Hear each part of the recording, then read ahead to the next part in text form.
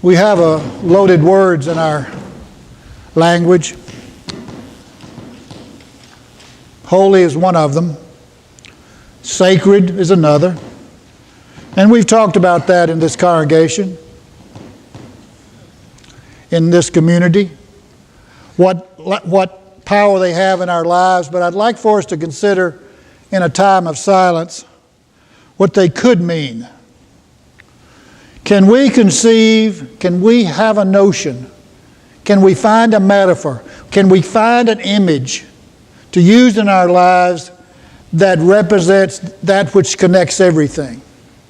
It may be a scientific term. It may be a poetical term.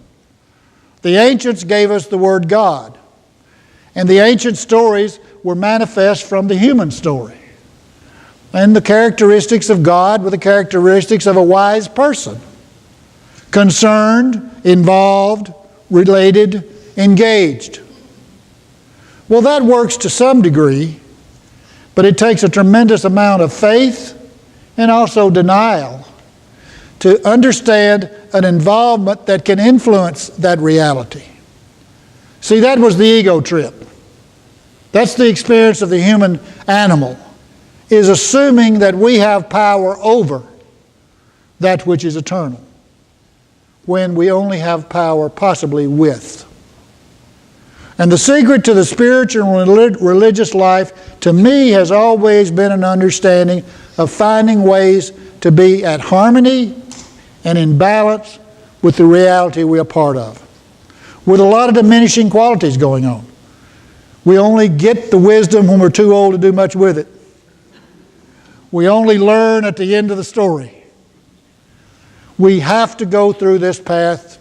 We have to go through this journey. Some of us start earlier than others. Some of us start later. And some of us just sit by the road looking at the flowers. And I maybe wish I was one of those sometimes. My point being that I want you to engage in some self-discovery about some ideas that you do hold on to, whether you recognize it or not, with an understanding of what binds it all together. What is the quality? What is the ingredient? What is the element that keeps this system going? Is it just simple energy of some sort? Does it have a purpose? Can it see itself manifest? But I want to give you some clues, though. Step back and look first. What do we know? It has rhythms. It has not so much a linear story as a spiral story.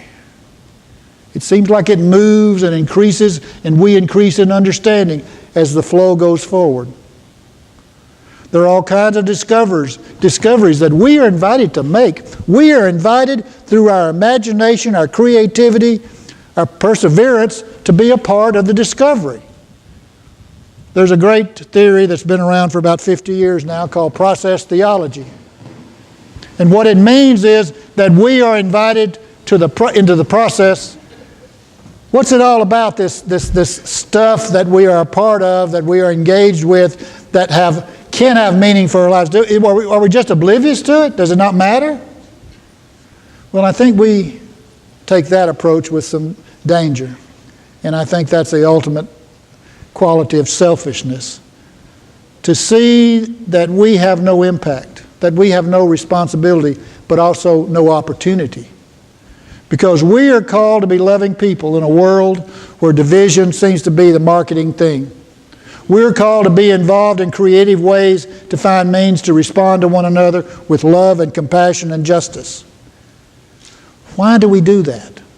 Because life requires it. If there is going to be a sustaining life, if there's going to be a force after us, if creation can continue, we are either going to be agents with it or the cancer that kills it. Because it will wash over us. It will move past us. We can just be insignificant in the process, discover exactly what we are, which is not much, or we can engage in a grand challenge to be co-conspirators and co-creators with a bounty and a beauty that we have nothing to do with except contribute to. Look at the environment around us. Look at the clouds. Look at the crazy movement of people. Just look at the stuff that life is made up with. The ugliness and the beauty. Because in every rubble there's a flower growing. And in every stench there's an opportunity for new growth. Change is inevitable. How we deal with it is our responsibility. In a time of silence, go to that place and maybe look again at the energy that moves life and see how you regard it. Do you see it as something that you can participate with? Do you feel that might be an invitation for your creativity and regard for it? To stretch you, invite you to be a bigger person, to be broader in your understandings, to be longer viewing in what you do, to invite you to generosity, to openness, to trust, to faith. That's what that holy and sacred stuff is about. That which moves us out of the mundane to the wonderful, to the holy. W-H-O-L, holy. In a time of silence, let us be about those things we need. If there are blessings we need, claim them. If there's forgiveness we need, give it to ourselves. If there's courage to need, craft it and claim it. And there's an old rule that I want you to take into your time of silence. Fake it till you make it.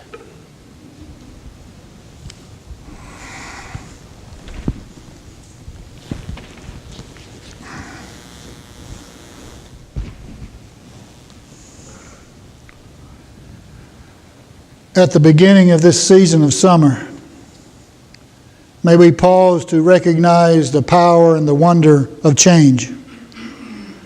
The movement of the natural order, the days of heat, the days of rain, the days of growth. Separated too far now from the rhythms of agriculture and growth, we would remember our ancestral roots, how we are part of this, not alien to the rhythms of life, the wonder and change that we are part of. As seasons come and seasons go, the experiences offered to us are opportunities. Opportunities for growth and knowledge and wisdom and service. A reaching out, an extension of ourselves, a giving with not necessarily the expectation of getting, but just participating. To be a part of it.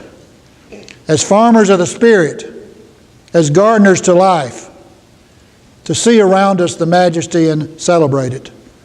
To see in the lives of others the gifts and the challenges they experience. To be with them in it as best we can. To participate in their blessings and stand with them in the times of the curses. To be agents of good in a world where evil too often prevails. To be lights in darkness, to be hope in times of despair. We're called to that agency. We're called to that possibility. We are able if we believe we are. We're able if together, hand in hand, we seek the good and stand for it in our lives. Stand for it with courage and creativity because the world does need us and we need one another. Amen.